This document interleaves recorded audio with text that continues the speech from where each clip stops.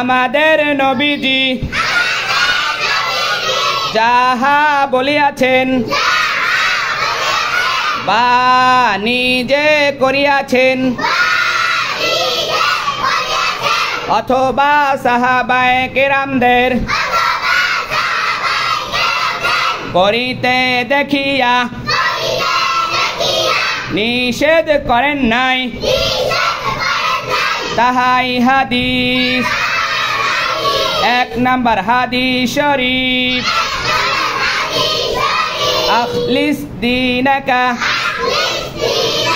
ইয়াকফিকাল আমালুল কলিল। তোমার ইমানকে খাঁটি কর, অল্প আমলি নাজাতের জন্য যথেষ্ট হইবে।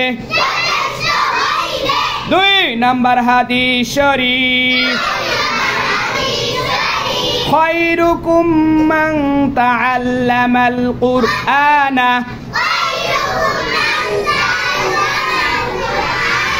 ওয়া আল্লামা। তোমাদের মধ্যে সর্ব উত্তম ওই ব্যক্তি যিনি কুরআন মাজিদ শিক্ষা করেন এবং শিক্ষা দেন। 3 নম্বর হাদিস শরীফ, তলাবুল ইলমি ফারিদাতুন আলা কুল্লি মুসলিম। দ্বীনি ইলম শিক্ষা করা প্রত্যেক মুসলমানের উপর ফরজ। 4 নম্বর হাদিস শরীফ, আত-তুহুরু শাতরুল ঈমান।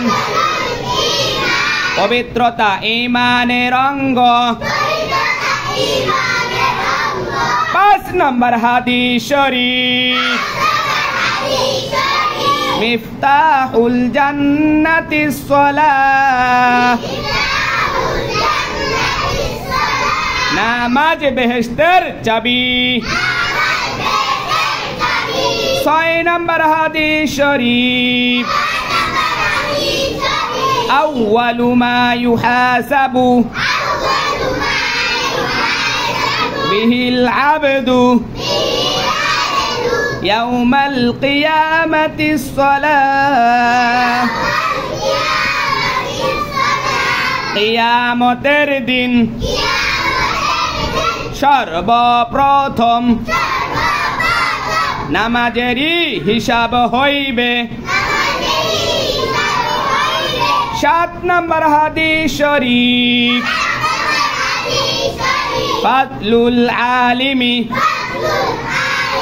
আলাল আবিদি কাফাদলি আলা আদনাকুম। তোমাদের মধ্যে সর্বাপেক্ষা ছোট ব্যক্তি হইতে আমার মর্তবা যত বড়। ইলম আবেদের চেয়ে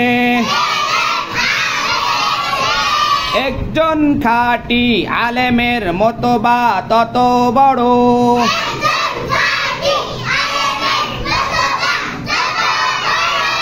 এই পর্যন্ত ছিল তা না?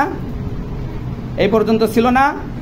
এবার আপনারা বলবেন, বলেন, আপনারা বলেন, হ্যাঁ বলেন জোরে।